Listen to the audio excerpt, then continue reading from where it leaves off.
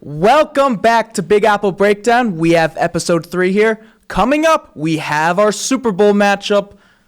The Chiefs are inevitable. Aaron Glenn, really good first impression. NBA trade deadline talk. And voicemails, all coming up right now. First, we want to remind you guys to subscribe on YouTube, follow Spotify, follow us on all socials. Big Apple Breakdown Show on Instagram. Follow, like some of the posts, share them with friends and family. On Twitter, it's Big Apple Sport. Or it's Big Apple Show, I believe, actually. Follow, like some of the stuff. If we'll it's keep easier, you guys up to date. Just go to our link tree. Yeah, Linktree. The Linktree is in the Instagram bio, Big Apple Sports Show. All right, let's get started. Or Big Apple Breakdown Sports Show, my bad. First off, Henry, I love the jacket. What is this? Is this retro? I actually bought this. I want to say not this past August, but the August before, when the Jets came out after they came out with their new logo and stuff. I never had a chance to wear it because that was the year Aaron Rodgers tore his Achilles. So it didn't come until November. I ordered it in August, didn't come until November. So I never had a chance to wear it. But it's a new time, new era for the Jets. So I thought I'd pull this out. If you're listening, you're missing out. But if you're watching, you see this new jacket. Not new, but look at this. Whoo! Looks great. All right, let's get into it. So we have our Super Bowl. The Chiefs and Eagles will play in Super Bowl 59. This is a rematch from 2 years ago where the Chiefs won 38-35. This is the 9th Super Bowl rematch in NFL history. And these two teams also met last year where the Eagles won. I don't know if you remember this game. It was Monday Night Football, and MVS had the drop. Yeah, I actually do. I actually remember the game, but you reminded me when you were talking about it the other day. Yeah, I'm excited for this game. I think it's also worth noting how the Eagles kind of fell apart last year, and everyone thought they were done, and they've kind of made their way back, and they're a dominant team once again. I was thinking about this. These have been the best team. These have been the two best teams over the last 3 years. This was a Super Bowl 2 years ago. I think they were both the 1 seed that year. Last year, both these teams struggled. The Chiefs were able to recover. And the Eagles, they've been dominant over the last 3 years, except just a really, really bad 8-week stretch of football. They couldn't recover. The Chiefs could, and of course, won the Super Bowl last year. But overall, these are the two best teams in football. In my opinion, I believe they are better than last year. Better than 2 years ago when they first played. And I'm expecting another close battle between them. I am too. The Saquon addition for the Eagles just puts them on another tier. That line's really good. They got good weapons. I know their passing game hasn't been great, but Hurts has been coming on as of late. And the Chiefs have a really good run defense. If they take that away, I'd be looking out for that passing game to maybe come alive. Yeah, we'll further break down in details next week. But just a little bit of background to this. So for the Eagles, this is their 5th Super Bowl appearance. They are 1-3 in the Super Bowl. And this is their 3rd appearance since 2018. And I thought about this. I was talking to my Eagles friend earlier today. Are the Eagles the 3rd best team over the last decade besides the Patriots and Chiefs? They won a Super Bowl. Yeah, that's a it's good their question. 3rd appearance. They might be. They probably are. And it's crazy. It's crazy the ride they've been on, I guess. Carson Wentz, I thought he was the guy. Yeah, well, got hurt. We do have something about it. Well, what's interesting about them is they had a 1-2 year rebuild. It's not like in 28. This is not the same team at all. Not the same head coach. Not the same quarterback. Really, I don't even know if there's a single guy left on a roster after Kelsey retired last year. Brandon Graham. Okay, but he's hurt. He's hurt right now. But he might play, right? He's trying to play. I think I saw something. Okay. But I give this team a lot of credit. They won their Super Bowl in 2018. I think they made the playoffs the next 2 years. Lost divisional or wild card. I don't remember off the top of my head. Then they fired Doug Peterson, drafted Jalen Hurts, who I don't think anyone thought would turn into this type of player. Yeah, totally just came on out of nowhere. They had one bad year in 2020, and they were back in the playoffs the year after. And then this just shows that it doesn't take – if you have the right people in the building from ownership to the general manager, it does not need to be a long rebuild. And I give this team a lot of credit for bouncing back fast. Also, it's crazy. It seems like they all hate each other. Hurts, Sirianni, Brown. I know. It's crazy weird how a team like that can still keep winning. I give a lot of credit to the signing of Saquon because if their run game, if they didn't have Saquon, they maybe don't beat the Rams, or they maybe don't. They probably beat the Packers, but they probably don't beat the Rams. I mean, Saquon carried them until he went off. Their run game is just on a different level this year. I mean, you're totally right. This team is not the same team from 2 years ago. They totally are just a ground and pound team. In the playoffs 2 years ago when they made the run, Hurts was playing great. He hasn't played that well as he did. He had a really good divisional round against the Giants, the Niners that killed it. And he had an awesome Super Bowl 2 years ago. Yeah. And for this team, now they're back against the team they lost. And I'm sure this is what they've been thinking about for 2 years. And they have a shot at redemption now. Yeah. So for the Chiefs, they are looking to become the first team in NFL history to three-peat. This is their 7th Super Bowl appearance. They are 4-2 in Super Bowls, and the Chiefs will be looking to become the 5th team in NFL history to have 5 or more Super Bowls. I mean, we'll get more into like how they got here, but this team just they are really just a dominant force over the last 7 years. It is unbelievable. They are just super well coached, and even as I mean, they're a lot better than last year and 2 years ago, but you lose someone like Tyreek Hill, and you still just keep winning. And we'll get into that Chiefs-Bills game. But before we do our first voicemail of the day, some little fun storylines that it might not pop in the top of your mind for the Super Bowl. Andy Reid will coach against his former team. The Chiefs are wearing white and the Eagles are in green. The team in white has won 37 out of the 58 Super Bowls. Carson Wentz versus former team. He's a backup for the Chiefs for the casuals that don't follow, like the diehards. Hopefully he doesn't get in the game. A lot would have to go wrong. I mean, this is a hypothetical. Say like Mahomes gets hurt and that'd be the greatest revenge game ever. The game's over. No, but it would be. But what if it happened? Yeah. And then what team will Jason Kelsey cheer for? My guess is the Eagles. Yeah, I think he said it on his podcast the other day. But those are just little storylines that probably won't be talked about in the media too much, but just something to put on the top of your head. All right, let's get in our first voicemail. Hey, this is Nick from Virginia. I just want to hit a point on baseball here. I know this is a New York podcast, but you guys talk about the Dodgers quite a few times. Well, I believe the biggest threat to the Dodgers in the NL is the Arizona Diamondbacks. I mean, signing Corbin Burns was awesome. Their rotation is, I believe, probably, if not the best, the second best in MLB. Corbin Burns is their ace. Zach Gallen doesn't need to be their ace anymore, and he has been awesome. And then they're getting a healthy Erod, and they just look good. I mean, losing those big pieces definitely hurt, but I believe Pavin Smith will be very good this year. I just want to hear your take on how you think, if you agree or disagree. And if you don't think the Diamondbacks are the biggest threat in the NL, who do you think you are? Because it's definitely not the Phillies, and it's definitely not the Braves because Acuna can't stay healthy, and they just lost Freese to the Yankees. And also, one last thing, I hate Woody Johnson. I hope he sells the team. Thanks. All right, thank you for the call. So, to your point, I think you have a good point. The Diamondbacks, when you talk about the teams in the NL, the media is not really talking about them a lot. This is a team that made the World Series 2 years ago. They added Corbin Burns, and they were a game away from making the playoffs last year. They started off slow, had a great second half of the year. I think the NL is so stacked that this team is falling in the rankings of the NL, but they are a very capable team of making a playoff run like they did 2 years ago. I'm not going to go as far as you said, as they are the biggest threat to the Dodgers, but they are definitely capable of beating them. They did it 2 years ago. And the NL West is very, very tough, but they could definitely make the playoffs. If I had to pick a team that is the biggest threat to the Dodgers, I would probably say the Braves. Oh yeah, I would say the Braves or the Padres. What do you think of the Diamondbacks? I mean, the Diamondbacks are good and they have a good rotation, but also the Phillies' rotation is probably better than the Diamondbacks' rotation. The Yankees' rotation might be better than the Diamondbacks' rotation. The Dodgers, I wouldn't go as far to say that they have the best rotation in baseball. Personally, I think the Padres are going to take a dip. They've had a really bad offseason, and their ownership's a mess. I think that team chance to peak was last year, and they were really, really close to being the Dodgers.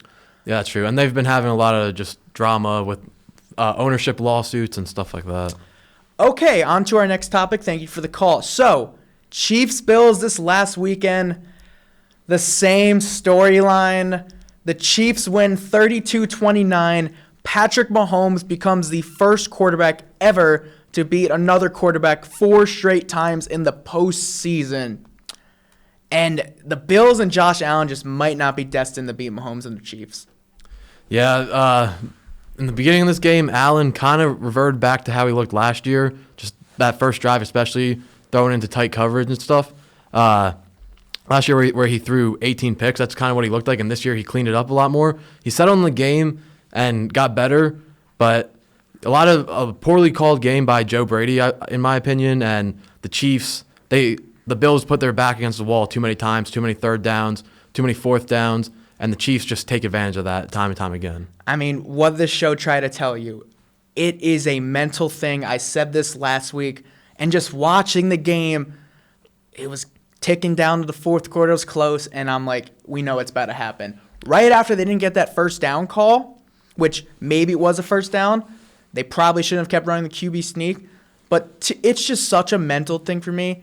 And personally, I have never seen this in sports where a team has such a mental edge over another Super Bowl caliber team. I've seen it with LeBron against the Raptors, the Yankees and Astros, but the Raptors, it's not like they were going to the NBA championship. And the Yankees, I think out of the 3 times they lost to the Astros, 2019 was the only year where I really felt like that was a World Series team, and the Astros were in their way.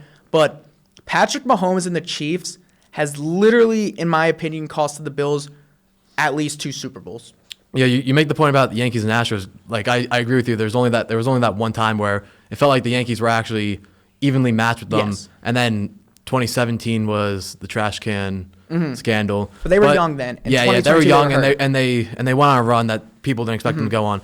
I don't know necessarily a mental thing. Maybe just like incompetence. They don't make any adjustments. They don't giving the ball to Cook is working. They don't keep going to that. That late 3rd and 10, they throw a screen to Amari Cooper. Like that entire team fears Patrick Mahomes. Yeah. Josh Allen knows he's not better than Patrick Mahomes. The families of the players know they can't beat the Chiefs. I saw the look on Josh Allen's face when the Chiefs took the lead. It's like he knew. It's like he's seen this story so much in his head. And obviously the Bills lost 4 straight Super Bowls. You know, I've watched that documentary many times, and I remember Troy Aikman was on it, and he said the last time we played them, it was a close game at halftime, and you can just tell that team was drained and knew what was going to happen. And I wonder if 20 years, there's a documentary about this, if we hear the Bills say that, because losing 4 straight times under the same regime with McDermott and Allen, it's just got to sting, man, and it's just got to be so draining. Yeah, I really like that comparison, and it also maybe makes you think of like kind of like how Andy Reid his first go around with Philadelphia, he had to move on and go somewhere else, and he's become very successful in Kansas City. And I mean, this is people like to compare this to Brady and Manning. This is nothing like that. Brady owned Manning in the regular season, but Manning eventually won. I truly believe if the Chiefs are in the Bills' way, unless they change the head coach, because I think that's the option you got to do. After losing 4 straight times, you can't tell me you expect this team to beat the Chiefs next year. If they run it back next year, the same thing's going to happen again, where it's a close game. Allen plays great. Mahomes is a little better, and they win. I also, your point talking about Brady and Manning, those guys are like coaches on the field, and like great quarterbacks are like coaches on the field, and they can go to their coordinator or coach and tell them to adjust it. Like Brady, Manning, Rodgers, Mahomes, but it seemed like Allen either just didn't have that power or just didn't go and say, hey, like I see this, why don't we try this? And that like he played his ass off and he put everything out on the line there, but maybe that should be a criticism of him. Like it's not just on the coaches to make adjustments. The quarterback and a superstar quarterback is basically like an extension of the coach out there on the field. What did you think of the officiating this game? So really, that first down that wasn't called a first down on the field, I didn't like how the officials came in 2 separate spots and they went with the other official because I thought it was a first down. I thought the official that had the first down was closer, and I thought it was a first down. But you also can't take that as as a reasoning like to blame the referees or anything, because they put themselves in those positions with the play calling and everything, that they had third downs over and over again. That they had I have a stat right here. I swear they ran like 6 QB sneaks the same exact time. So they had 14 third downs, and the Chiefs had 9. They both converted 5. So, like, the Chiefs were just more efficient. And it just goes to show the Bills put themselves in that position time and time again by not getting first downs on earlier downs, not getting more chunk plays. And they ran that QB sneak so much. They were calling it a tush push on the broadcast, but that is nothing like a tush push. You don't have two big running backs pushing your QB forward. And then also, I just want to say something about the cadence. Chris Jones was jumping that every single time. Every single time, and they never even tried to change the cadence at all. In 6th grade football, I played center, and we would run this QB sneak, okay? We run this QB sneak, and if teams would catch on to it, and what we would do is we would change the cadence. Sometimes the quarterback would get up there and be like, set, hut, and we'd go on 2. Other times, the quarterback would get up there, and the second I felt his hand on my ass, I would snap the ball. We would change the cadence. If a 6th grade football team can adjust that, why can't an NFL team? We also went 0-9 that year, and we were able to run that and adjust to it. That's great. So, also, like on a more serious note, they should run like a traditional tush push, and Allen shouldn't be taking the snap, sidestepping to the left, because just the more time. That's where he feels comfortable. He doesn't like going to the right, but he should just go forward. Just change. Forward. You got to change it up when you're playing the team like Kansas City. He shouldn't go left or right. He should just go forward and follow his center's ass. Yeah. But okay, something else I want to say, which obviously I sound a little hard on Josh Allen. I'm going to defend him here. So, Patrick Mahomes is a little better than Josh Allen. It's not a marginal thing. It's a tiny thing. Okay. Andy Reid runs laps around Sean McDermott. It is not even close. He outcoaches him every single time. And also, just coaching staff in general, Steve Spagnuolo had the most perfect blitz that the Bills had no idea what was coming. Allen made a great adjustment. His I'm not going to call that a drop. It was a catchable ball. Yeah. And that might just be the story of Josh Allen's career. He did everything he could in that play, but a great call by Steve Spagnuolo. Also, your point about Steve Spagnuolo's blitz? Yeah, blitz? My bad. You said, like, they didn't know what was coming, but, like, they knew the blitz was coming, but they still didn't know what was coming. Like, they just couldn't handle it, Anyone who knows Steve Spagnuolo's game especially Giants fans, we know he loves to blitz, and the Bills had to see that coming. And I watched a slow motion of it. So Josh Allen called for pass protection left because the Chiefs were showing a lot of pressure on the left. Those guys dropped back, and a corner came. It was one of the most beautifully executed blitzes I've ever seen, and it's just Steve Spagnuolo's specialty. Just a genius, and that guy should be in the Hall of Fame one day. I agree. It seemed like they had Shakir on a little swing route on that play, and Allen just couldn't pick him up because the blitz was on him right away. And so before we get into our next voicemail, I'm going to give some insane Kansas City Chiefs stats. So the Chiefs move on to their 5th Super Bowl in 6 years. First time ever that's ever happened. Since Christmas Day 2023, a lot of you probably watched this game, the Chiefs got smoked by the Las Vegas Raiders, who were a terrible team. And everyone's like, what's going on with the Chiefs? Since that day, they are 23-2, including the postseason. And one of those losses, Carson Wentz started. That is a ridiculous run.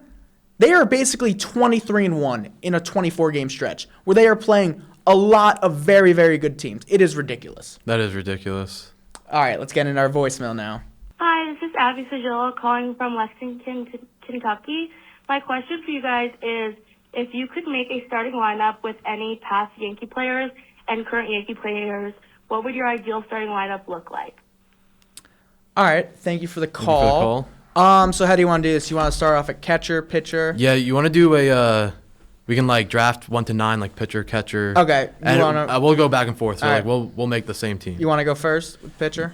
You want to go first with All pitcher? right, I'll go Whitey Ford at pitcher. Okay. One of the great Yankee pitchers ever. My catcher is going to be Yogi Berra. All right, should I go first or now? Yeah, just go first, please. Okay, I'm going Lou Gehrig Okay, second base, I'm going to take Robbie Cano. Obviously, shortstop, the captain, Derek Jeter.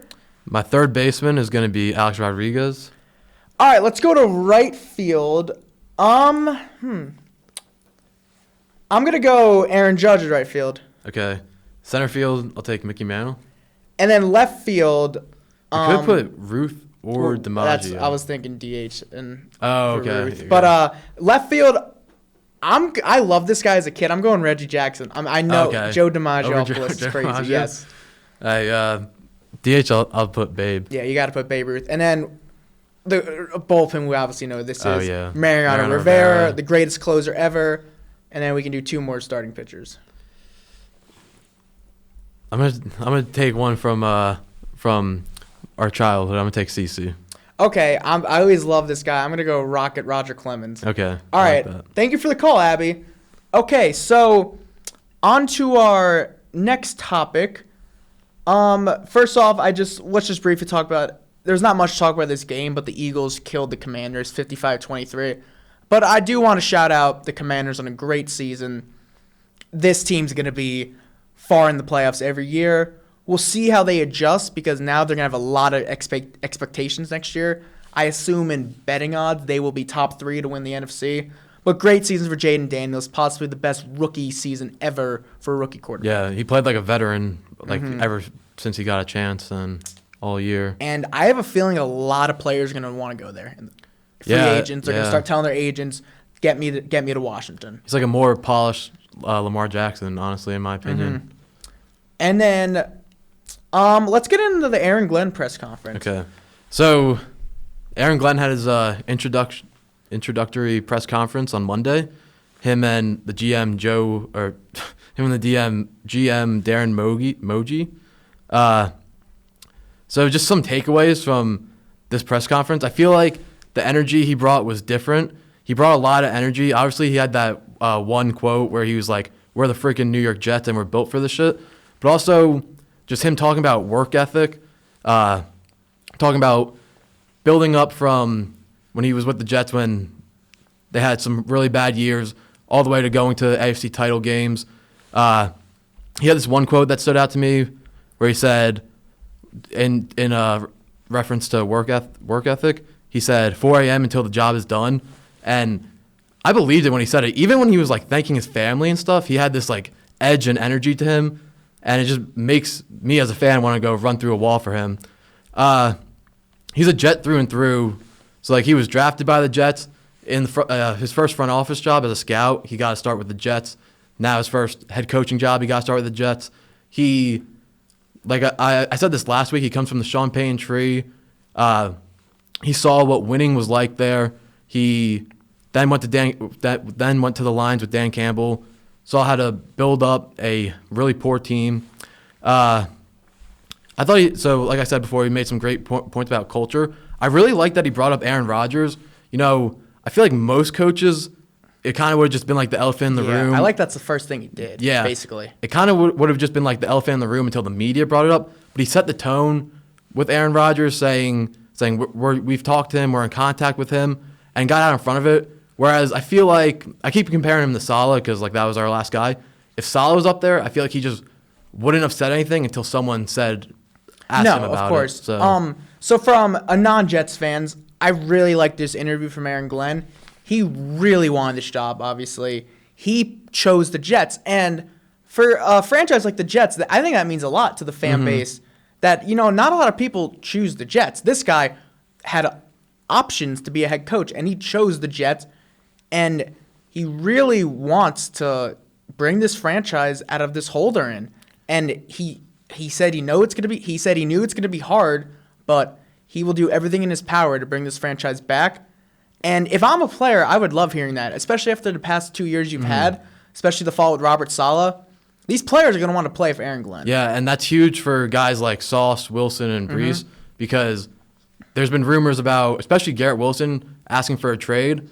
And if you have someone like Aaron Glenn come in and set the tone and say, it's going to be like this, and get these guys to buy in, it could like do wonders. Also, the Aaron Rodgers point, I I could see him keeping Rodgers and then also getting Wilson to buy in and not request a trade. Well, I think this is heading in the direction with Aaron Rodgers coming back with Devontae Adams.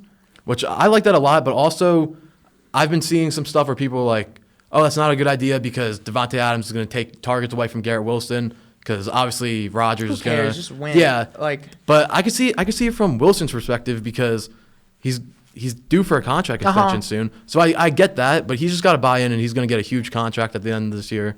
one thing I will say is Aaron Glenn is clearly the star of the Jets franchise now. So Aaron Rodgers is going to have to buy in to be a piece of the team. You had 2 years of him being the main focal point of the Jets. Now you're just a player of Aaron Glenn's culture. And you have to buy in, fit in, or retire. Or Exactly. Move on. He's not running the show anymore, which is good because things got a little bit out of hand. And I don't know if that's necessarily all on Rodgers. I think it's more on ownership because they let that happen. Of course, if you're going to go in and ownership is asking you for your opinion, and then like you give an inch, they take a mile, that sort of thing. So I don't think it's really totally on Aaron Rodgers. I think it's more on ownership, and I think Glenn comes in and says we're not doing that no more. So Now, one thing I will say, it was an awesome press conference, but press conferences don't win Yeah. you football games, and I don't want to put nightmares in Jets fans' head, but Joe Judge had the best press conference I've ever seen, and he is the worst Giants coach I've ever seen. But then also guys like Dan Campbell and I'm blanking on the Cardinals head coach. No, yeah, they had yeah. bad. They were criticized. Dan Campbell kinda sounded like he was an idiot, criticized yeah. heavily after his press conference. Nick Sirianni looked like a deer in the yeah. headlights, kind of. But it's a good start. It's a good start to this process of Aaron Glenn's tenure with the Jets. Since we're on the topic of New York football, I thought of this. With the dominant run the Chiefs have been on, is it maybe not a terrible thing that we are horrible during the Patrick Mahomes era? I have a very simple answer, and that's no. Okay. Because you don't ever want to be bad. Obviously, you don't wanna be bad. Yeah, but if you want to be the team that has a chance to take that guy out. But there are some great teams that are never going to win because of Patrick Mahomes. The 49ers, I think their window's closed. There is going to be guys in gold jackets that are going to be having drinks together talking about, man, we just couldn't get past Patrick Mahomes. Lamar Jackson and Josh Allen are headed that way. Joe Burrow could be headed that way. Obviously it sucks being this bad, but I'm thinking, all right, if we could just start getting good once Mahomes starts falling off a little bit, it may not be the worst thing in the world being terrible this era. The NFL is different in the sense than any other league where teams can go on these like magical runs. So, how It hasn't happened during this era, man. Like with Mahomes. Oh yeah, during the Mahomes era. Since Mahomes era started. Since Mahomes era. And that there's been no magical But runs. even like in the Brady era, Mark Sanchez Okay, knocked yes, him in out. the Brady era The is Mahomes- different. the We're Mahomes- gonna get in this. I think we're talking about Brady Mahomes later, but this is such a dominant, shorter period run. Brady went through 10 years we didn't win at all. He basically had two dynasties. Yeah. Almost. But this Mahomes thing, this has never happened. Yeah, it's been 6 And years of so, sustained success. Do you hate the Chiefs? Because this Chiefs hate I've seen I'm surprised. I don't hate the Chiefs. I don't hate the Chiefs either. I don't hate the Chiefs at all. Well, it's not like our teams are affected by it. Yeah, I do have a few Bengals fan friends, and I see their hate for the Chiefs because they play them all the time. One of our best friends is a Bills fan. Yeah. So we I understand get that, yeah. understand that, but we've never been in a position where our teams are going up against the Chiefs like this. I've seen people say we miss Brady. I'm like, are you guys Yeah, hated that's Brady? crazy. That's You guys crazy. hated Brady, and as a football fan, I do not get why people hate. Like people are gonna boycott the Super Bowl. This is the evolution of the sport we're seeing right now. This dominance has never happened, and I'm not gonna say I'm cheering for it, but I'm gonna appreciate the moment. Exactly. I always hated Brady, but when he went to the Bucs that year, I actually got a chance to appreciate how great he was because he wasn't playing for the Patriots. See, I had a weird relationship with Brady and the Patriots because my mindset was if they win, it makes Eli and the Giants look better. That was I was always that guy at the Super Bowl parties like, well, he only can't beat Eli and the Giants. That's true. And I also remember asking one of my Giants fan friends when I was a little bit younger, don't you hate Tom Brady? And he's like, no, yeah. we've beaten him Yeah. twice. Like he's never beaten us. I Like never why? hated Like him. why would we hate Uh-huh. him? Yeah. And I've seen Bengals fans start saying that, where they're like, "Hey, I guess we're the only Yeah. ones that could beat him." Which we need the Bengals to be good because they play the Chiefs better than any of these teams. They They're do. built. They're built to beat the Chiefs. And like this guy has had the greatest start to a professional athlete's career ever, in my Yeah, he opinion. has. Patrick Mahomes. And it's hardest to do that. In Magic the NFL. Johnson had a good start, but he has since he started, the only thing he's known is AFC championships. This is routine to him. He doesn't know what it feels like to be sitting on his couch in mid-January watching football. His season goes in the late January, and it's only been twice where he hasn't made the Super Bowl. That's It's insane. nuts. That's Like insane. it is.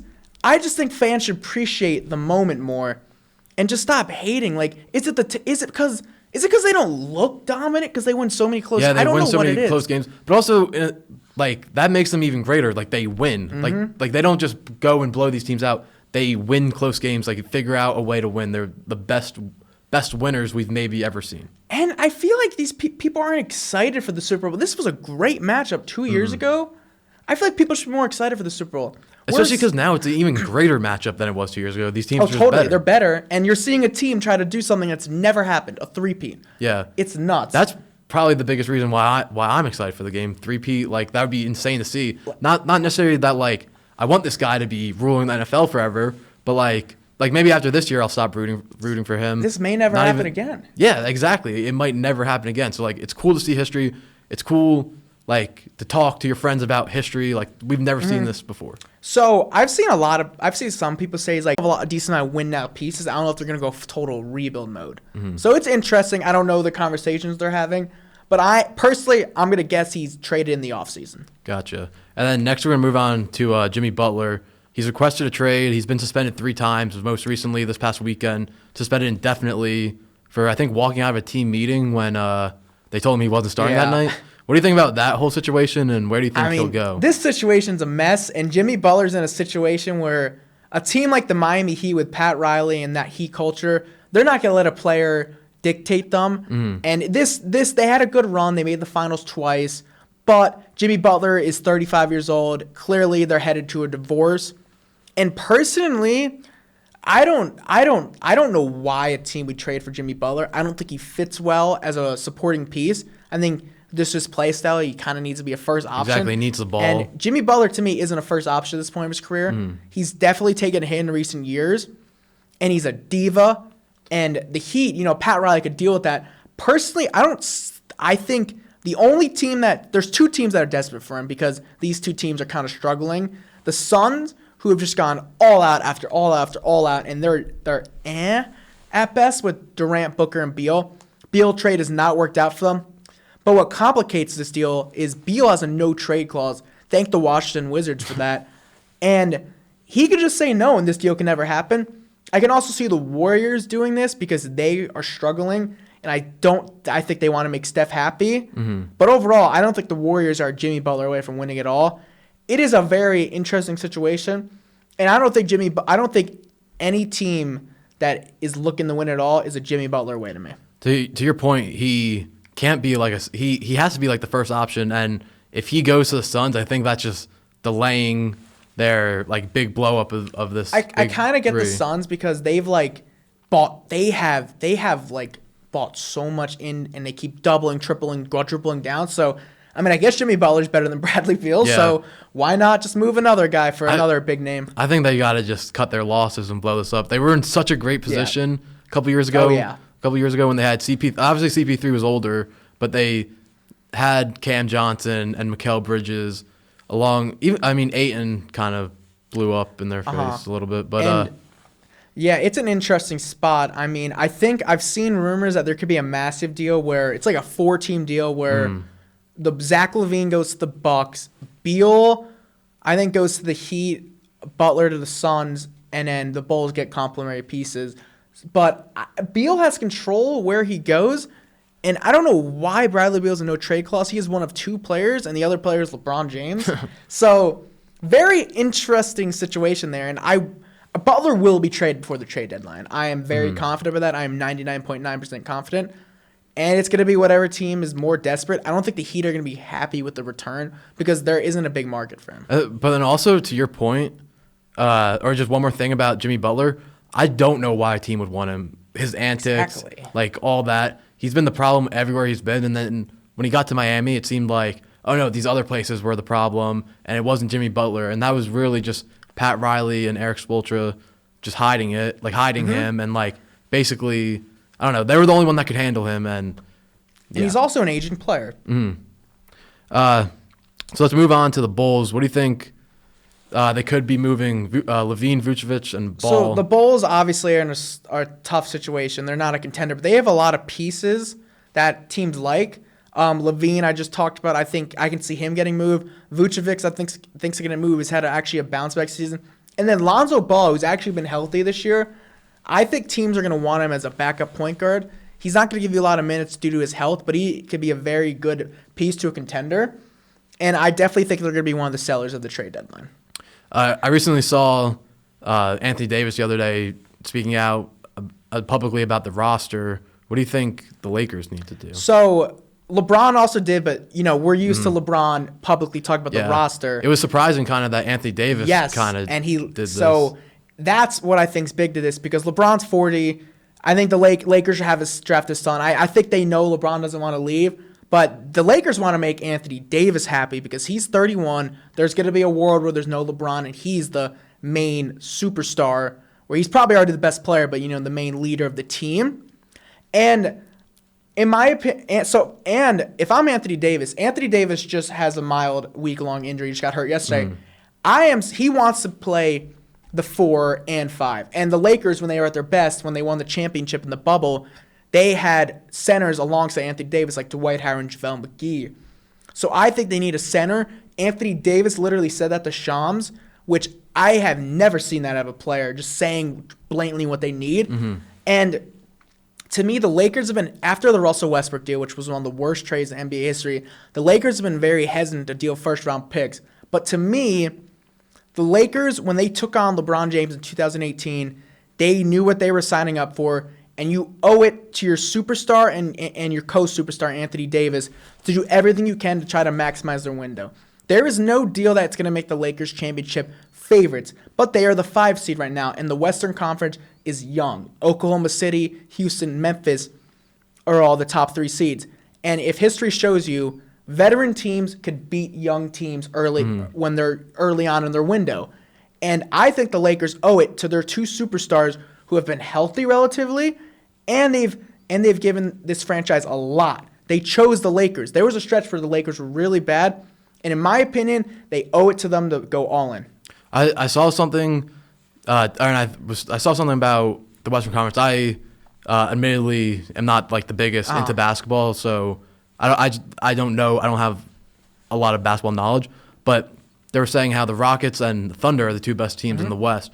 And I was thinking about your point how veteran teams can beat younger Happens teams all the time. And if they do get a couple pieces with that winning pedigree that LeBron has, Anthony Davis has, They got a shot. They have a shot to And take a the name West, a name honestly. I would look out for, Indiana is reportedly willing to trade Miles Turner, and people who follow the Lakers know that is a player that they have been loving and they've not been able to get over the past years. But Anthony Davis and Miles Turner would be a defensive havoc, and Turner could shoot. So a lot of the times when Davis plays with a center, it kind of clogs the paint, but Turner's a very good shooter. So we'll see. I'm sure next time we talk, we'll have some moves to talk about. But, yeah, that's the NBA trade deadline recapped. Another voicemail? Hi, I know you're a Giant fan, and I am a Steeler fan, so we are kind of in the same situation. Out of all the potential free agent quarterbacks, who do you want most for your team? For me, I think I have to go with Justin Fields. I don't want Kirk Cousins, don't want Daniel Jones, I don't want Russell Wilson. I would maybe take Aaron Rodgers for a year. How do you feel about, for the Giants, who would you recommend they sign? Thank you. Okay, so if the Giants are going to go the free agency route, I think Justin Fields is my first option too. I think Justin Fields is going to be a lot of teams' first options for a one-year move because my thing is if the Giants go the free agency route, I don't want long-term deals. I would just want a one-year rental. So I would have to say Justin Fields. And also he could be more of like a spark plug type. Some of these other quarterbacks that could be options like Kirk Cousins, Derek Carr. I don't want anything to do with them. it's just And then I like Darnold, but that's probably a longer term thing, which I don't have interest in. longer term and more of a long shot of him wanting to come back to New York. But Yeah, you're who right. knows with it like blowing up at the end if like the Giants offer him a little bit more money than some of these other teams, maybe he'd be open to it. If you were Sam Darnold, would you go back to New York? I wouldn't. No. I wouldn't at all. Not if I was him, but like in his situation, not like being from across the country, the way it blew up in his face, like I would not ever I want to think come back to New York. if I'm Sam Darnold, I'm trying to go back to the Vikings. Maybe I don't know if you want the long term deal because I think he played well in the dome, kind of smaller environment. It's not the New York media, a hotter place. I'm trying to think of a team that could use that plays in a warm environment. Tennessee maybe. There it's kind of warmish, not cold. It gets colder, but also I feel like that would be bad for Darnold and his career. I know, like being with Kevin O'Connell and the weapons he had around him was like a perfect fit. And I would, if I was him, try to go back to the Vikings, but it would probably be like got it. Raiders. Raiders? I think that could be a Okay. spot if they don't draft a quarterback. with Tom Brady and Pete Carroll. Yeah. I mean, I think that's a good spot. Good And coach. you got a good weapon in Brock Bowers. All right. Thank you for the call. So there's not much baseball news. We're kind of in the mud, but quick Yankees and Mets update. Marcus Stroman unfollowed the Yankees. They will likely move him to get rid of his salary to pursue hopefully another infielder, which I think at that point is my biggest fear that I'm starting to get a little worried that we actually might be going into the year with DJ LeMahieu, Peraza, or Cabrera.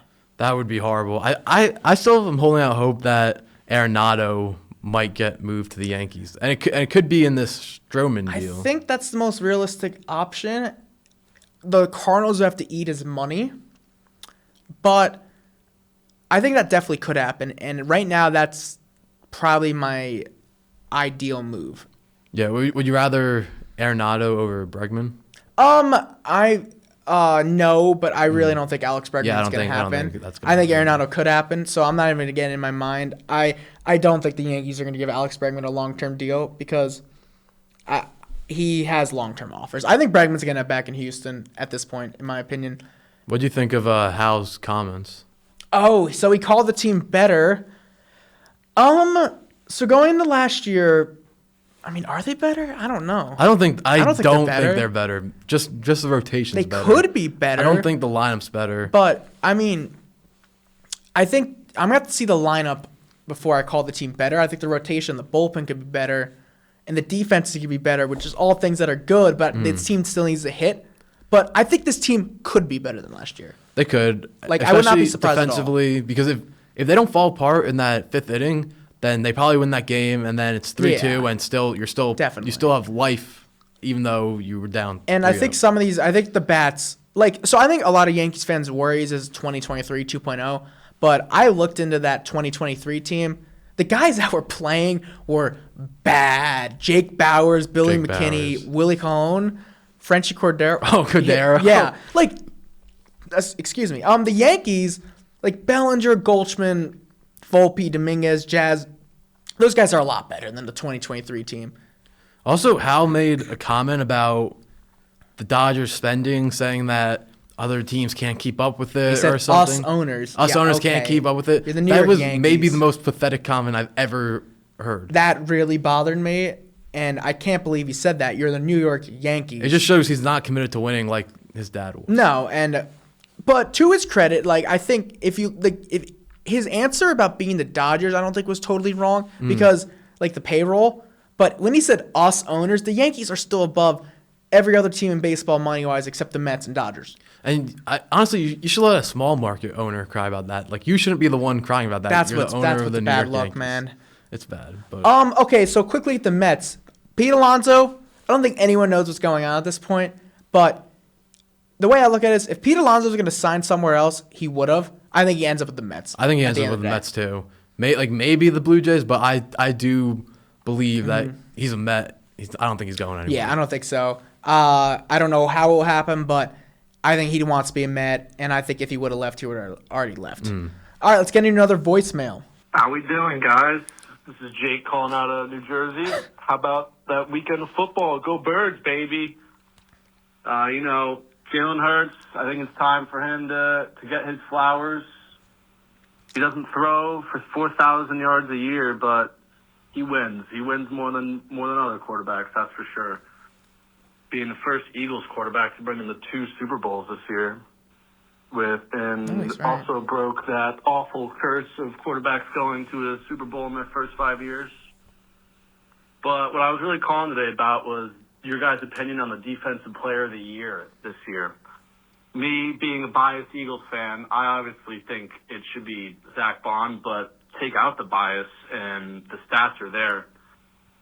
I truly believe if his name was Fred Warner, with the stats he had this season, if he had a big name, Fred Warner, Roquan Smith, any of those linebacker guys, he would easily win with his stats. But it's just because the fact that he was a 1-year deal this year, barely had a name for himself.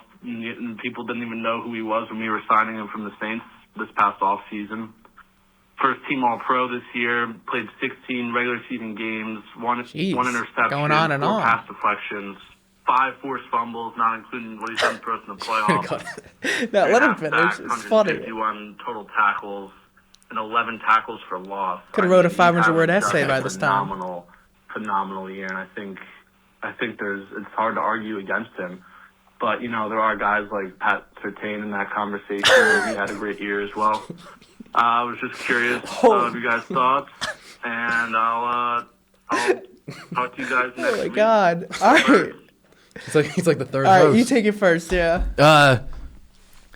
Just because he overperformed doesn't mean that he should be So the defensive player let's of the year. just give our prediction now because this is what we're going to talk about. He had a great year, but I'm not going with him. You go first. Who you? I'm going Pat Surtain. Yeah, 4 me too. interceptions, forced fumble recovery, and he had a touchdown. Yeah, he's definitely defensive player of the year. But thank you for the call. But since we're on, you want to keep going? Sorry, I also think like one of those pass rushers like Myles Garrett or T.J. Watt would have won over him too. And a corner winning's cool. Yeah. That's cool. Okay, so let's get into our NFL award predictions as that is going on this weekend. We'll save MVP for last. It's going on next weekend. Yeah. Oh, next. Okay. Yeah. Oh, yeah, you're right. Is it the day before the Super Bowl? Day before Super Okay. Bowl, yes. So, offensive player of the year, I'm going Saquon. I'm also going Saquon. Over 2,000 rushing yards, 15 total touchdowns. I think a lot of these are kind of obvious. Because you usually give MVP to a quarterback. It's just the way the award goes, and then this usually you don't give to a quarterback. So rookie of the year, this is going to be unanimous, I assume. Jaden Daniels probably had the best rookie season ever. A lot of guys had really good years. Bo Nix had a good year. Neighbors, Bowers, Brian Thompson Jr. This rookie class was stacked. Yeah, and talent. Bowers had like a historic tight end season. Jaden Daniels just had a great year. Malik Neighbors had a great year. Defensive rookie of the year, I'm going Jared Verse. I'm also going Jared Verse. We're chalking up. All right. Yeah, he had a great year. Really good pick by the Rams as they found and they had 2 rookie of the year candidates and they've been drafting really well to reload this little era they're going on. A lot of people kind of thought they were screwed. They seem like they almost have a bridge into their next era with some young guys. They got an interesting offseason that we'll talk about in future episodes. Okay, coach of the year. I think this one's kind of easy too. But before I say my answer, could Andy Reid win this every year, low-key? Like, if he was actually the best coach? I actually picked Kevin O'Connell because... I picked Kevin O'Connell too. Oh, I thought you were saying Andy Reid. No, I'm saying he could win this every year. Oh, okay, yeah. But he won't. It's going to be Kevin O'Connell. Kind of like LeBron. Yeah, MVP. the MVP back in the day. Yeah. I mean, the Vikings had a great year, but the only reason I picked Kevin O'Connell is because it's a miracle that he got Sam Darnold to do that. Yeah. What about comeback player of the year? I actually have a decent amount to say about this. I picked J.K. Dobbins. Okay. And the reason I picked him is because of all the injuries he's had. So in high school, he fractured his fibula. That was in 2016. 2021, in the NFL, he missed a season due to a hamstring tear, LCL tear, meniscus tear, and ACL tear. Comes back 2023 season last year, tore his Achilles, and then this year he missed 4 games with MCL sprain. But he had over 1,000 total yards and 9 touchdowns. So that's my comeback player of the year. So I look at this. So I think a lot of people look at this more like a guy that got hurt. I look at this one differently. I look at a guy that actually had a comeback in his career, and I'm going Sam Darnold. Sam Darnold really. I mean, this guy was like a bust. His career was dead, and he had an awesome year with the Vikings. Led him to a 14-3 record, and I'm really happy with the guy. I think like in the NBA, comeback player of the year is.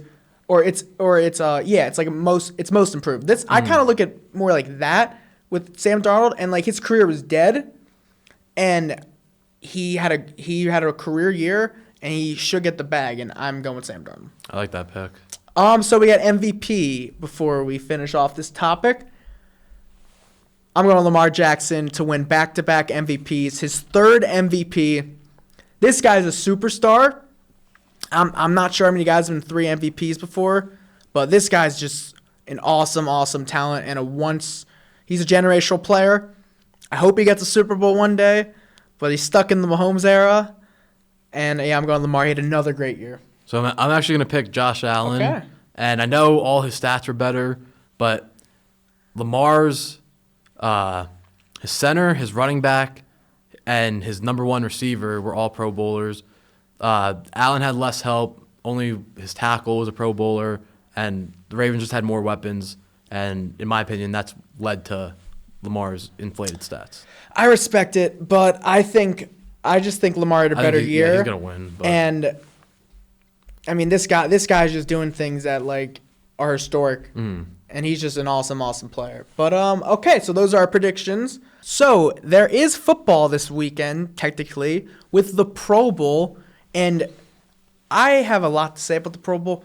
What even is the Pro Bowl at this point? It's just a total joke. Like it's a mockery of football. So, they don't even play football. Wait, so I did no research on this because I think it's more funny because I don't know anything about it. It's flag now? Has it been flagged? No, they just do like dodgeball and stuff. But like, is the actual game tackle or flag? I think it's flag. No. But I don't even think that there is an actual game. It's like. They have to play. There's no way they don't do like know. 7. Okay, that's crazy. But they do all these. I think they do a bunch of different challenges, like throwing challenges and dodgeball and stuff like that. Yeah, I mean, I remember I saw the YouTube clip of it one time, and you know when you're in elementary school and you go to field day, it looks like I'm watching NFL players have field day with like I don't know if there's actually tug of war, but just dumb stuff like that. They do like target practice. And I mean, actually, they do a game because they definitely do a game. I watched a clip, I think from last year, of Trevon Diggs picking off Stephon Diggs. Dude, like I remember the last time I ever saw it, it was tackle then, and like all the people were just playing out of position. Like Saquon was playing D end. That's crazy. Like just like guys, like linebackers were playing running back. I'm like, dude, what is this? I think the last one was 2020 because. Was that tackle? That's when Kobe died. It was the day Kobe died. Rest in peace, legend. Yeah, and they're all doing tributes. Yeah, but was tackle? I think. I think that was tackle. No, that was. That's tackle. the last time I've seen a clip. But the Pro Bowl was awful. It's clearly it's marketed for kids because I was watching ESPN yesterday and I noticed this. So you know on the bottom right, like they market it. It had Disney XD, and I'm like, dude, okay, this is clearly just for kids. And I've officially decided if you're older than the age of 18. And you watch the Pro Bowl, you might need a new hobby. Maybe 15. yeah. But also, I know everyone dogged on like the old style of the Pro Bowl because it was basically 2-hand touch, whatever. Wait, actually, I think 2021 was tackle too because you remember Mac Jones got like touched and then he gritted to the end zone. Mac Jones was in the Pro Bowl. He got like 2-hand touch. They called him down, and then he gritted to the end zone. But he was called down. That's my next point. The guys in the Pro Bowl are awful because all the good ones don't play. Isn't Russell Wilson in it? Russell Wilson, Drake May. Jesus. 2 years ago, Tyler Huntley was in it. That's a backup. Yeah. Well, Tyler Huntley I think he had a pretty good year. I don't know. But these marquee quarterbacks don't want to participate in it. Why would they? Yeah, because why would they? Especially when you're like Josh Allen's season just ended. Why would you? It's a joke, man. But even back in the day, coming off a tough season, if you lost in the championship game, some of those guys actually would participate in it, and now there's just no chance. Well, it used to be after the season. Like no, it still used to be like 20 plus years ago. Okay. Because I remember when I was younger, I would watch clips, and I'm like, wait a minute, this guy was in the Super Bowl that year. Oh yeah. So if you look back in history, Super Bowl used to be end of January. before they changed it. And the guys would actually play, and they were cool events. Well, they would also tackle each other, which they don't do now. It's literally flagged. But Larry Allen, the bench press competition. If you're ever bored, look up Larry Allen's bench press competition. Maybe one of the coolest. He benches like 50 reps and like just smokes everyone. They did strongman. They did longest throw. They would do farthest punt. Like actual fun competitions. One of my friends told me there's a kick-tack-toe. Kick-tack-toe? Like, do you know the game tic-tac-toe? Yeah, but field goal kickers are doing it. Okay. What about what about back in the day, that video of Sean Taylor? Exactly, dude. He laid out the punter. That would never happen now. Even back then, people were surprised because like even in those days, they would go soft in the Pro Bowl, and this guy just came in out of like nowhere a scrimmage. and just fucking It was like a but laid him out. But it was like training camp scrimmage type competition. But then when towards the end of the tackle, it was really bad. Yeah, like almost. That wasn't even that long ago. That was like 20 years ago. That's not that long. Sean Taylor. Yeah. Like that's really not that long ago if you think about it. But yeah, towards the end of like the tackle days, they just realized the competition was bad. None of these guys really wanted to hit each other. And then I remember late 2010s, Tyler Eifert. Do you remember him? Yes. He broke his leg. Oh, he broke his leg in the Pro Bowl. Yeah. But it was like a non-contact injury. I believe. Can happen of us running around right now. Yeah. But another thing I don't like is like the Pro Bowl is something you put on your resume. And like Russell Wilson's gonna call himself a pro. Like, come on, dude, that's terrible. Like it's supposed to mean something. Like when you bring up guys in the Hall of Fame, it's like this guy was a 15-time Pro Bowler. Yeah. But you have Drake May and Russell Wilson. Those guys are not Pro Bowlers. It's like an all-star nod in MLB and NBA, and like that means something. And now it just doesn't mean anything. I mean, I don't really think there's any way to fix it. I mean, this is something I think the NFL has taken L with. I think All-Star games are going down the toilet for every sport except baseball because but even baseball used to be better, but ever since they took out that it decided home field advantage for the World Series. Yeah, it means nothing. Yeah. Which I honestly didn't like that. But I mean, baseball is the home run derby, which is really cool. But baseball is the only sport where you still can play a real game. Like basketball, you could play a real game, but the guys just don't want to try. Baseball, you can go out there and play a real game. Football, I don't know. It's kind of hard just because of how physical the game is. All right, so let's move on to our last topic before we get into the rest of the voicemails, which we will do at the end. Ranking our top 5 favorite Super Bowls. Oh, you're doing 5 or 3? Want to do 5? Yeah, we can do 5. Okay, so we're gonna do these in basically the last 20 years. There's been better Super Bowls, but we weren't alive for them. Also, we'll both do number 5. So my number 5, I was between 2 games. So I was gonna put last year's Super Bowl, but I decided to go Eagles-Patriots when Nick Foles beat them. Are you doing this like your favorite or? Yes, favorite. Okay, it could be whatever you want. What's your favorite? My one of mine is Super Bowl 49, the Malcolm Butler pick game. I was rooting heavily against the Patriots, but it was just like a legendary game. You had that Jermaine Kearse like laying on the ground, ball bobbling up in there. He caught it. Yeah. So didn't run the ball. Yeah. So that's my number 4. Super Bowl 49. I really remember that one, and that Super Bowl's changed a lot because if the Seahawks win that, they go back to back, and they're remembered one of the great teams of that era. They're remembered as a really good team, but I don't think anyone considers them. I think they would have gotten so much more credit. That team was awesome, and because they didn't run the ball, they I don't think they get the credit they deserve, and that changes Russell Wilson's career a lot. Like that's a really alternate universe type thinking. Yeah, my next one, and I know this was not the best game, just like play wise, but I have Bucks Chiefs. Okay, because I like it was that. and it's more for the storylines. You know, you had Mahomes versus Brady, Bruce Arians winning a Super Bowl. The Bucks were the first team ever to play in their home stadium. At their home stadium. Yeah, and Brady also captured more rings than any franchise on that night. That's crazy. And he proved that he didn't need Bill Belichick.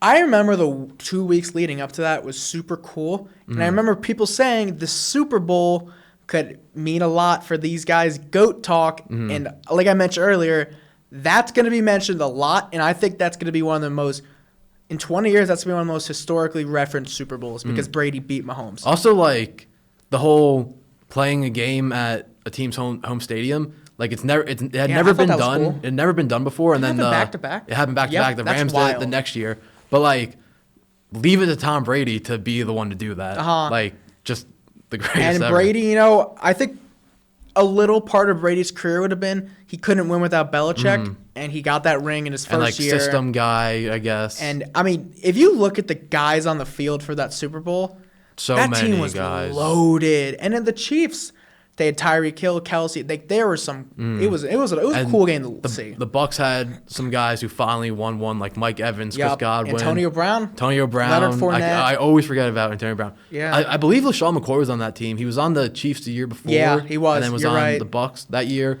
And then on the defensive side, you had Ndamukong Suh, an infamous guy. Jason Pierre-Paul won Jason another Pierre-Paul, Levante David. Gronk had 2 touchdowns that game. Yeah, they had They had Oh, a yeah. lot of good, they had a lot Gronk. of good guys. They had this corner. I forget. I don't know. And then I remember Antoine Winfield did the peace sign to Tyreek Hill because earlier the year they played in, Tyreek Hill's traditional move. But okay, so my number 3, I got Patriots Falcons.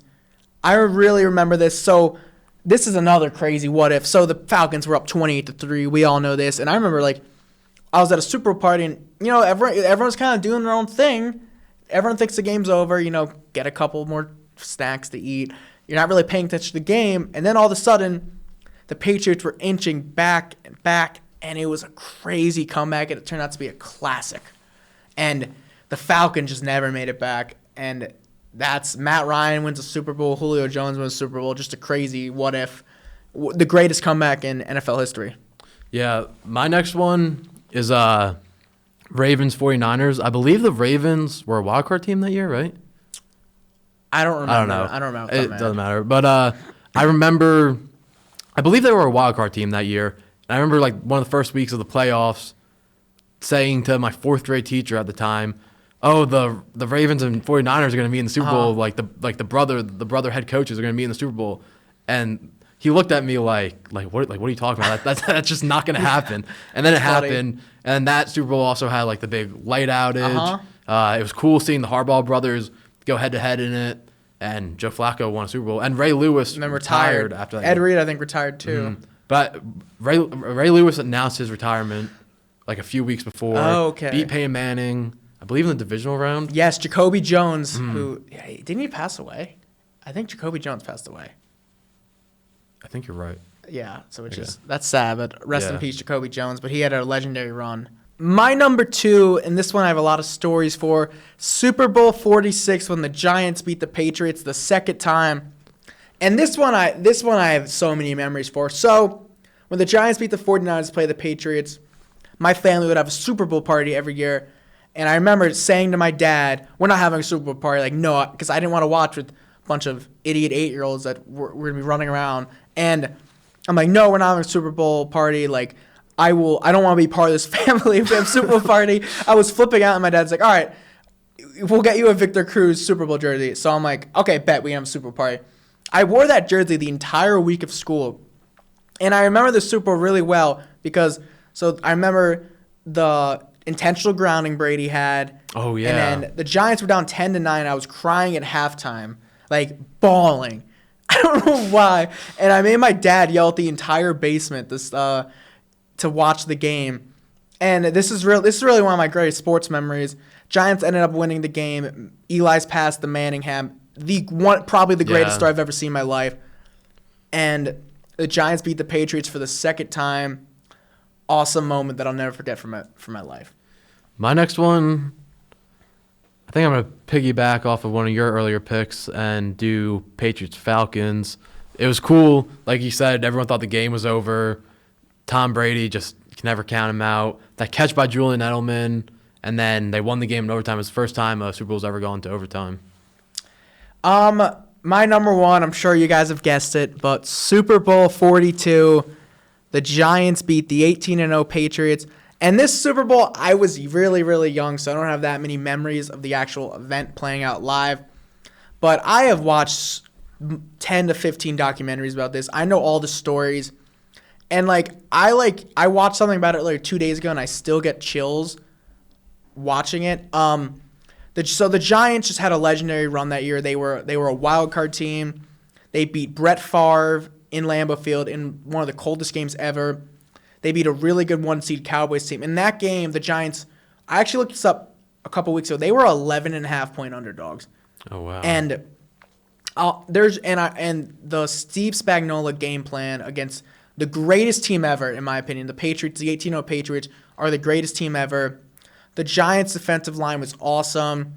And then, of course, I'm getting chills right now. The helmet catch where Eli gets out of the pocket and throws it to David Tyree, who makes one of the great catches ever.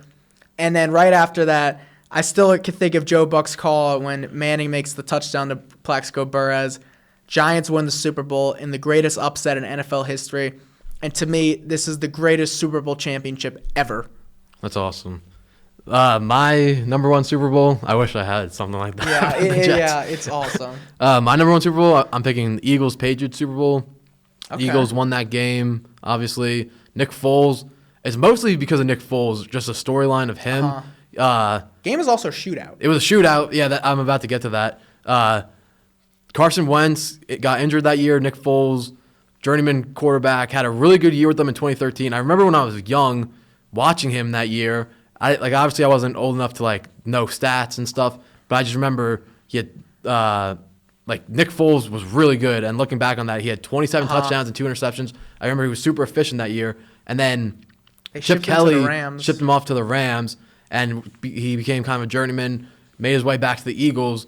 Wentz gets hurt, comes in, wins a couple playoff games, gets him to the Super Bowl, and then he went toe-to-toe with the GOAT, Tom Brady, and literally outplayed him. Even catching a touchdown pass, Brady dropped the pass. He's a Philly legend. They have the statue in Philly for him now. Just outplayed the GOAT, and Philly special is just going to live on in Philadelphia forever. Yeah, those are some awesome Super Bowls. What's a little weird is the Mahomes Super Bowls have been close, but there hasn't been a moment for me. All those Super Bowls we just mentioned have a moment. Significant moments. And I don't know why. I don't know if just we have a nostalgia for a younger era, but that's interesting. There was an overtime game last year, and the Eagles game was great, but there wasn't a helmet catch, a Manning throw to Manningham, a Philly. That hasn't happened yet. So I don't know if that's just interesting. I think the last time that we had a moment in a Super Bowl was probably the Philly, right? Yeah. Trying to think. Like a moment where everyone knows you're talking about. Yeah. So you know what I was before, since we're on the topic of Super Bowls, I forgot to mention this earlier. So you're gonna see this era, the Mahomes era, with the Chiefs winning all the time. Brady won before him a little bit, and so when I was younger, I'd always look at Super Bowl teams that won the Super Bowl, and to me, the random one, which I'm like how these two teams made the Super Bowl, were the Bucs Raiders one. And when I was growing up, I'm like, how is this a Super Bowl? I'm like, I didn't know these teams were good. I didn't know much about the teams. And I had the same exact thing. You're just like, how is this? Because I would watch those DVDs of the Super, the hour-long documentaries. I had all of them, and I think in 20 years, people are gonna say about the Rams-Bengals Super Bowl. I can see that because that's a random matchup. That is a random, especially if Joe Burrow never makes his way back. Because Matthew Stafford maybe has another year or two to make his way back, but I think the Rams' window's closed personally. Yeah, I could see that, but those are two random ones, especially the Bucs Raiders. John Gruden got traded from the Raiders to the Bucs that year. I can't name a lot of players on those teams. I honestly don't. Rich Gannon was someone on I think it was the Raiders quarterback. But the Bucs, I think Rondé Barber was there. Okay. I actually cannot remember the quarterback. Was Charles Woodson? Probably. Yeah. He was probably on those teams. But yeah. So I think that's just a really random Super Bowl, and I wonder if in 20 years that generation thinks about Rams Bengals. All right, let's get into the rest of the voicemails. Hi, my name is Julie from Cleveland, and I was wondering who you think the Browns should go after with their number 2 first-round draft pick, and how do you think this pick will impact the Giants' number 3 pick? Thank you. Okay, thank you for the call. I think the Browns will go after Travis Hunter or Abdul Carter. I don't think they're going to go to quarterback route for 2 reasons. One, I don't think they're necessarily ready for a rebuild. That team made the playoffs just 2 years ago. And I think Stefanski has openly said, we don't want to do a rebuild. Myles Garrett does not want to be part of a rebuild. So if you rebuild, he'll request a trade. And I think this team just had a really bad year last year, and they don't need to rebuild, go through quarterbacks through the draft. Another reason why I don't think they should take him is the quarterback is because that franchise just doesn't draft quarterback well. Yeah. And their pick really affects the Giants because whatever they do will alter the franchise for you could say a decade. Because if they take a quarterback, they have to go a different route, and they don't get that quarterback. If they don't take a quarterback, that's your quarterback of the future.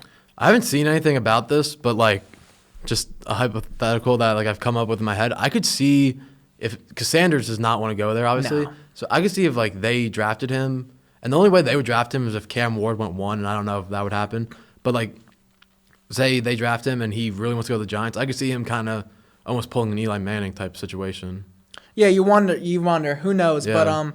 But Browns definitely could have a lot of effect on the Giants. I think he'll go. I think 1 will be Carter or Hunter, and then 2 will just take. You don't the think the other Titans are gonna take a quarterback?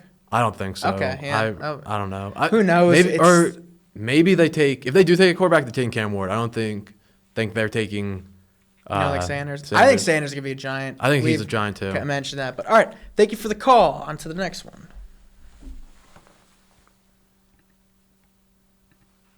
Hey guys, Kevin from Myrtle Beach. Just wanted to call and get your guys' opinions. For your prospective teams, this is for each of you, who do you guys want to take in the NFL draft? Johnny, obviously want to hear your top pick. If we can't get that guy, if he's not available on the board, who's your second take? And then same thing for you, Henry. Who's your first option for the Jets draft, and who would be your backup? Thanks. You want to go first because the Giants have a higher pick? Yeah, I'll go first. So I want Shedeur Sanders. I've said it on here. That is my number 1 option. If he is taken, I guess 1B would be Cam Ward. I do think we need a quarterback. But let's say there's no quarterback. I'm probably leaning Travis Hunter. I think the Jets should take Tyler Warren, I think, is the tight end from Penn State. Yep. Yeah. I think they should take him. Last year they had a chance to take Bowers, and they didn't. Not that their Olu Fashanu was a bad pick because he did play really well in the time he had, but Bowers is like a generational tight end, and Warren has a chance to do the same. If they don't go tight end, I think honestly the smarter route would be to take another offensive lineman, and I really like the guy from LSU. His name's Will Campbell, I think. He is like 6'6", just a big guy, and yeah, I think they should go O-line. You win games in the trenches, so I think it's better to pick linemen. Thank you for the call, Kevin. We'll definitely be talking a lot of drafts coming up soon.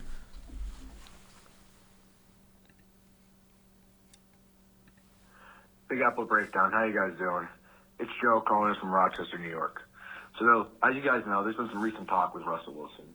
So, as a Steelers fan, personally, I didn't like him. He sold so many times for us this season. I hated him. I have 2 questions for you. 1, how do you guys feel about Wilson being in the Pro Bowl? And 2, what are your thoughts on him potentially joining the Raiders? Do you think Pete Carroll and him could pull something off? Thanks. I think that he's either going to be a Steeler or a Raider. I do like the idea of him going to Las Vegas and teaming up with his old buddy Pete Carroll. It'd be kind of like a reunion. Marshawn Lynch works for the Raiders, I believe. Yeah. And is Raiders legend.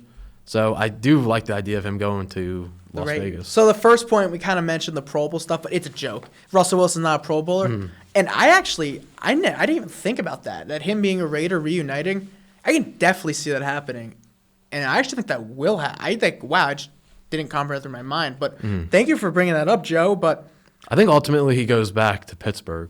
That's just my prediction. I could see that too, and Steelers fans are going to be furious if that happens. But there's not much. What's the better option? We don't know yet because again, it's not off-season mode yet. But I don't think there's going to be a better option.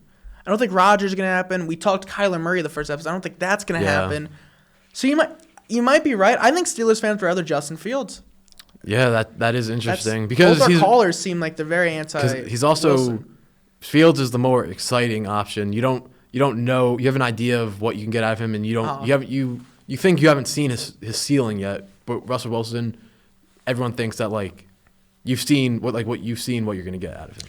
I could see the Raiders with Russell Wilson. I could really see that because I don't think they're going to draft a quarterback. Him reunited Pete Carroll would be kind of cool, I guess. That'd be cool, and why not? Thank you for the call, Joe. It also would be like the Raiders need to fix the culture, fix everything. Like that's what Tom Brady's going in there to do. So yeah, I can see it.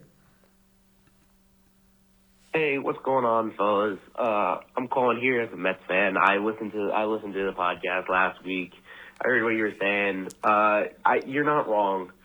The only thing that doesn't frustrate me with Stearns and Cohen not spending is about pitching, and that's just because of the fact that our pitching coach is a dog. He survived three different managers now, and you saw what he did last year with the top of our rotation. We had one of the best 1-2-3 punches going into the playoffs. They had the three of them had a combined under 3 ERA through August and October. That was ridiculous. But, it does get frustrating. I don't understand. From what I've seen with Pete Alonso is Boris and Cohen are just tired of each other. Cohen said publicly he didn't like what was being offered, even though it was only like $15 million more than Cohen was offering Pete. And Boris immediately shot back and said, "That's fair. That's what my client deserves." But I don't know what's going on there. But you can see how much the fans want it and how much the team wants it. They just had Mets Media Day this last Saturday, and there was a massive "We Want Pete" chant back, and Stearns and the players acknowledged it and said, "We want him back too." But who knows? Who knows what's going on? I think the biggest problem with the Mets is going to be losing Jose Iglesias as a vibes guy, and he was batting 340. Yeah, I don't think he'll be back. JD Martinez, he was literally our hitting coach last year. We didn't have a hitting coach, essentially. It was JD Martinez, and he was a big reason why Mark Vientos had the breakout he did. All right, fellas, good luck with the rest of the show. All right, thank you for the call. So to your first point, I'm not too frustrated with the pitching part of it because you're right. David Stearns is really good at picking out not low-tier guys, but middle-tier guys that are looking for a bounce back. And some projects like Clay Holmes. Yes, I think Clay Holmes is actually going to have a really good year. And then last Severino, Manaea, and then now with Frankie Montas. So I think the pitching, I'm not too mad about.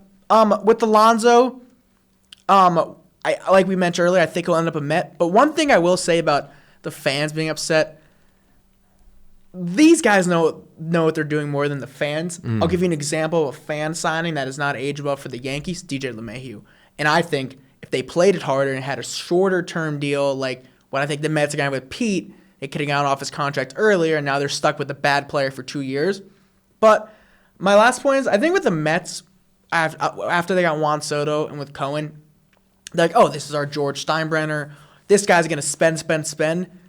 But no, he's going to spend smart, and he's going to trust David Stearns in his process. He's not just going to be a drunken spender for every big free agent, which I think as a Mets fan, I'm not a Mets fan, but I think for Mets fans, you got to trust this process. David Stearns has done a lot for this team, and the fact that you were booing him, I didn't like that because he really changed the team around last year. I also, on Pete Alonso, and that the fans and or that the players and front office acknowledge that the fans chant. I was watching the baseball writers dinner on Saturday, I believe, and they interviewed Sean Manaea, and they were like, "Oh, like, do you talk to Pete?" And he's like, "Yeah, every day we train together." So I think they hear it, and I think they're talking like Pete. I think Pete wants to be a Met. Yeah, and I think it's going to end up happening. And last thing I'll say, if you get Pete on this deal that it sounds like a 3 for $75 type deal, bargain. You totally won the process, playing it out smart. And for Pete, the first base market just isn't there, man. And then also 3 years, $75 million. If you come to the trade deadline and Guerrero is available or something, It's a and tradable Pete's deal. playing well, it's a tradable contract. Well, I don't think it will affect Guerrero at all because if you really want, you can just DH Pete for 2 years That's true. if you get Guerrero next year. But all right, thank you for the call. Was that it? We got one more. We got one more? Okay, last we're just gonna voicemail. play it. Even we already answered this, but Hey, Max from New Jersey here. Huge fan of the show. Just calling in to get your guys' opinions on who the New York Jets should draft. In at 7, I kind of like Jackson Dart there at 7, but I want to hear what you guys have to say. That all right. I'll let you take it. Jackson Dart. I don't think any other QB is going to go in the first round besides Cam Ward and Shedeur Sanders. I don't like the idea of Jackson Dart at 7. I think you have a chance here to build up the team more, like I mentioned before, tackle, even a defensive lineman. You win the game in the trenches, and the Jets need more interior linemen. Yeah, Or tight end. Yeah, I agree with you. The Jets options. You guys saw me throw a fit over Jackson Dart last week for a second round pick. So pick 7, I'm definitely against. But thank you for the call. Also, I forgot what to say. all right. We've been talking for a while. Thank you for the call. Any final thoughts? No, that's all. Okay, so next week we will go in depth about the Super Bowl matchup. Hopefully have some NBA trades, maybe some New York sports baseball news. Thank you guys for tuning in. Make sure to follow our social medias, and we'll see you next week. Like, comment, subscribe.